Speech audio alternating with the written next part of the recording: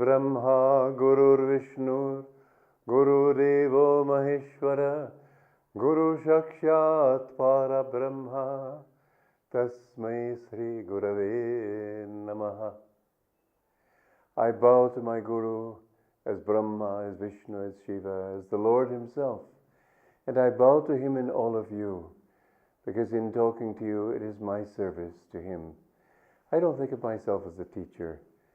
I serve my Guru through those to whom I speak, and I share, I don't teach.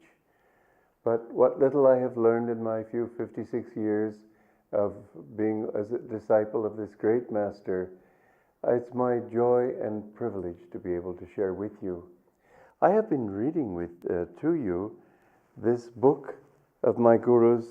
It's Conversations with Yogananda.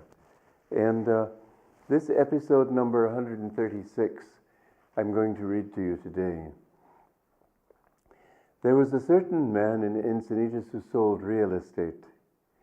His wife had been seriously ill for 90 days.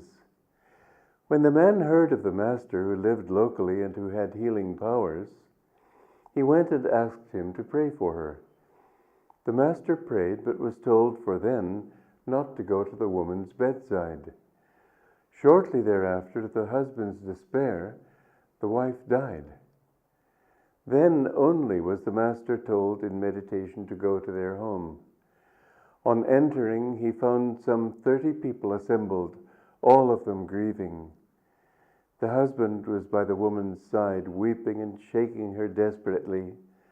The master calmly motioned him away, then placed one hand over the dead woman's forehead, the other one on her back, and began to invoke the divine power.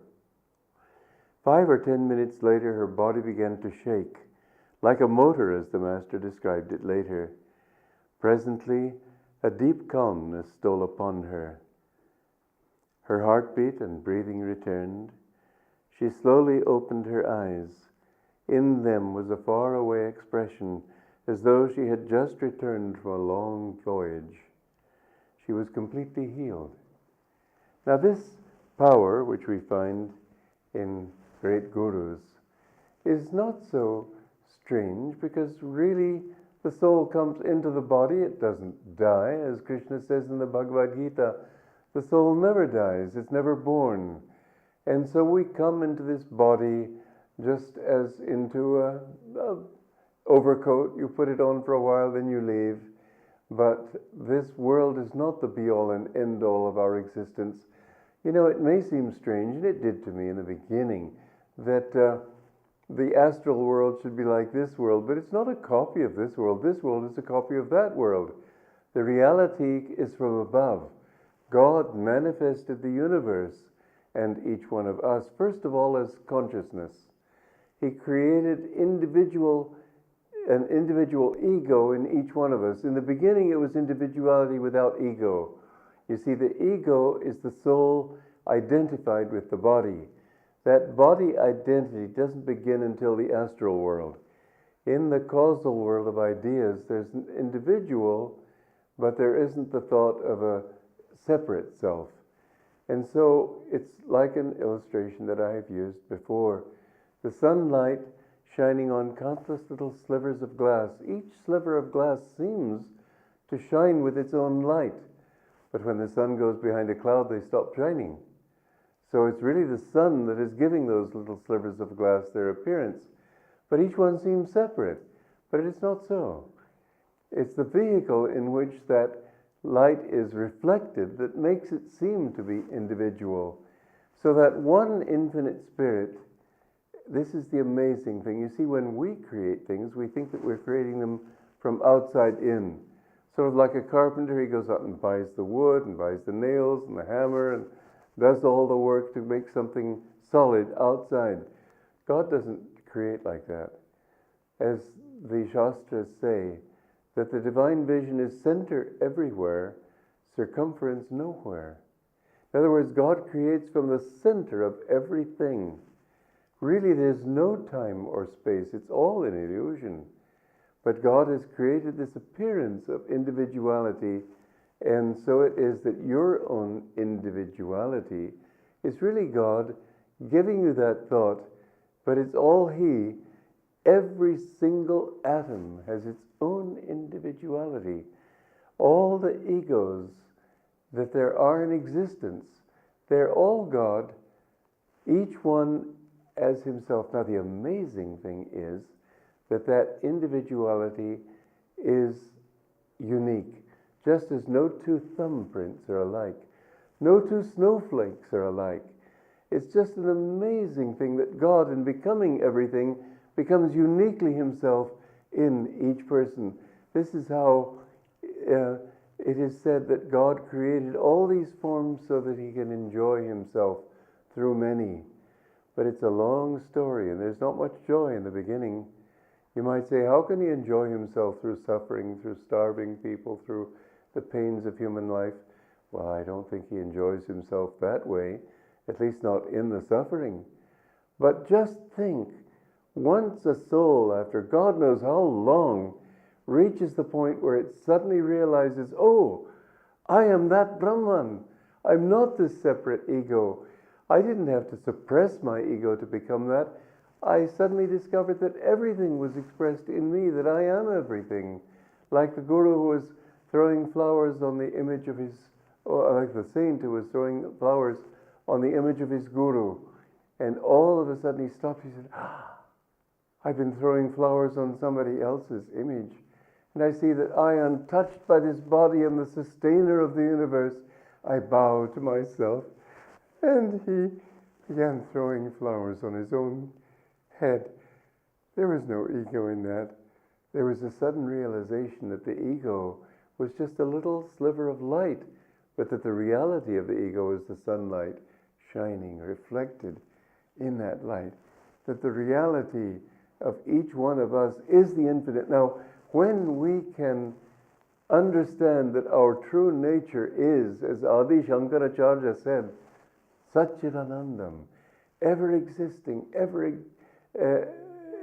conscious, ever new bliss, when we know that is ours, then God, in each of these forms, discovers his own joy. That is the purpose of it all, that through all the wandering, which to God doesn't have any time, there's no time in eternity. But when you finally, just think of it this way. Supposing you have a novel, and this young man is born into a wealthy home, and he naturally, with his contacts, gets a very good job, and he managed to marry the boss's daughter, and then later on he becomes the president. Oh, you'd think, what a boring book. But supposing that same young man has been born, let's say, as we have the expression in America, on the wrong side of the railroad tracks. That means in poverty. And through a great deal of struggle, he manages to get a job in this firm. And by working hard, he comes up and he catches the boss's eye, and he begins to be promoted by his own skill. And then he meets the daughter, and they fall in love, and they marry. And finally, after a great deal of effort and opposition, he becomes the president. Wouldn't you say, oh, what a wonderful story? So it is that this life needs to have its contrasts. It would be a very dull life if we didn't have tests and trials and all the ups and downs that make for human existence, when at the end of it all, you wake up in God and you look back over all those incarnations and you think, oh, this is what it was all about. What a wonderful story. This is the goal of every soul.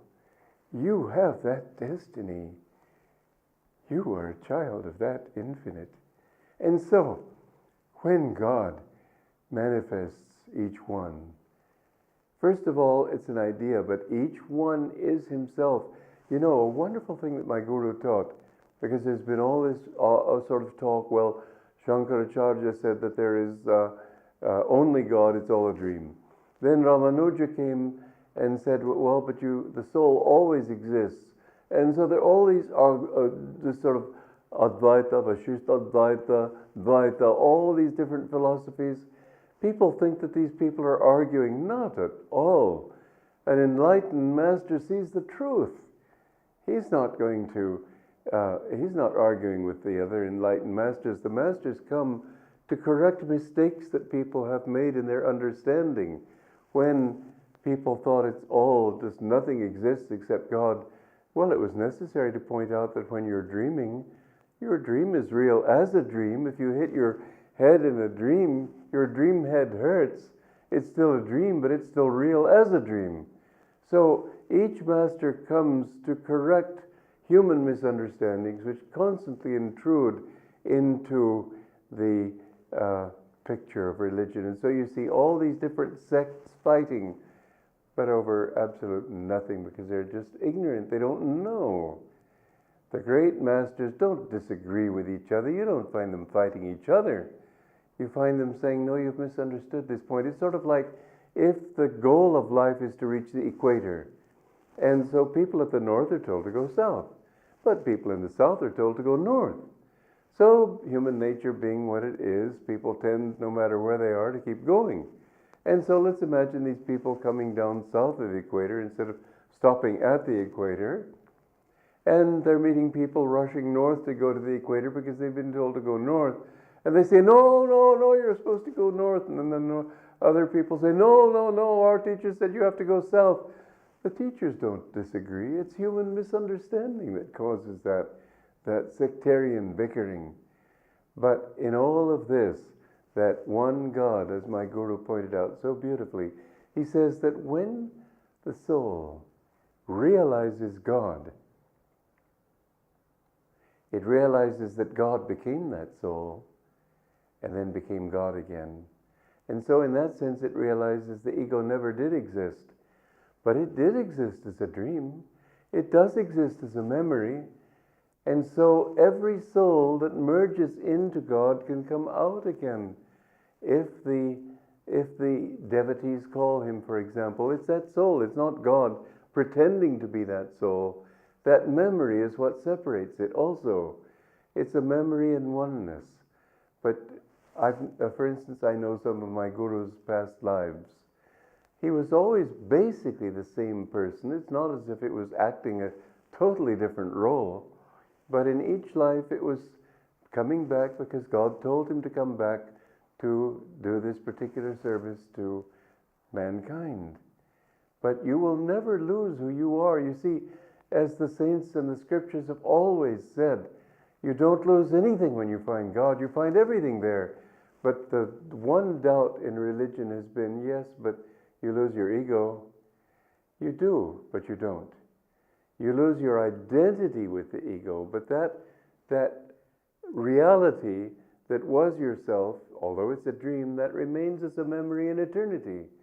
And you can always resurrect that if devotees call to you.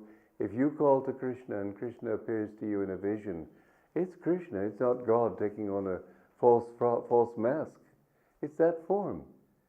And so in the causal world, the ideational world, there is this understanding that yes, we're individual, but there isn't that same identity that makes you think I'm separate from other people and I'm unique. When the astral world comes, when the soul is clothed in an astral body, then the ego begins. And that's why you can't just merge into God by dying. You can't find liberation by committing suicide. You'll still have your ego as long as when this body goes, because you'll still have your astral body. But after that, then you get more identified with your astral body, and so you get hooked into a physical body. And that is where the real Maya begins, the real sense of I am just me, and anything that happens to me I suffer, and so on. Ego becomes much stronger in the physical body. But this is what happens when you die. Your consciousness is not the body. This is one of the great delusions of modern times. They think consciousness is created by the brain. No, consciousness creates the brain. I've written I think it's an interesting book. It's called Out of the Labyrinth, in which I talk about that aspect of it. You could find it. It's published in India. But the point is that Like this woman in that story, when my guru brought her back to life, she was coming back as if from a long distance. When you die, you will gradually find yourself withdrawing from the body. The last sense to go is the sense of hearing. In fact, this was one time a couple of students of my Guruji's, the sister died, and the brother was very unhappy at her dying, and he said, remember, Yogananda ji, Swamiji said that your hearing is the last to die. And so he whispered into her right ear, and he said, come back, I need you, don't go. And all of a sudden, this sister came back and her eyes fluttered. She said, oh, I heard you from a long way away, and I felt the call of your love. Now, don't think that death is a finality. Even as my Guruji said, the appearance of decay, it's not a horrible thing at all. There's light, lots of little entities working to dissolve one form so it can remanifest in another.